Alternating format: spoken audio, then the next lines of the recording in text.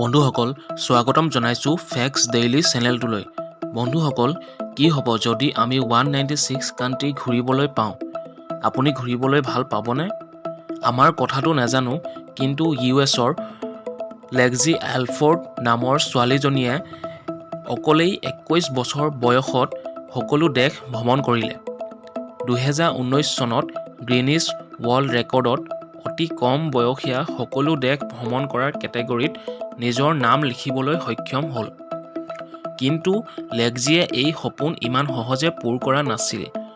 12 বছৰ বয়সতে তাই ডিচাইড কৰি লৈছিল যে তাই সকলো দেশ ভ্ৰমণ কৰিব, আৰু তাৰ পাছৰ পৰাই তাই লাগি গৈছিল নিজৰ সপোন পূৰ কৰিবলৈ।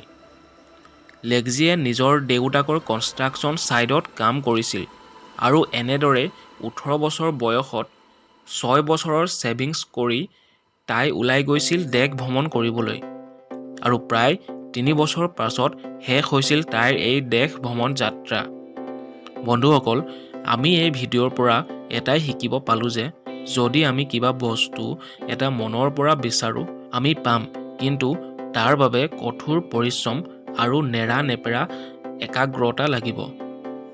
বন্ধুসকল, যদি এনেধৰণৰ ইনফৰ্মেটিভ ভিডিঅ' আগলৈ চাই থাকিব বিচাৰে তেনেহ'লে চেনেলটো প্লিজ ছাবস্ক্ৰাইব কৰি দিব, আৰু যদি ভিডিঅ'টো চাই ভাল পালে তেনেহ'লে প্লিজ লাইক এটা কৰি দিব। ধন্যবাদ। জয় আই অসম।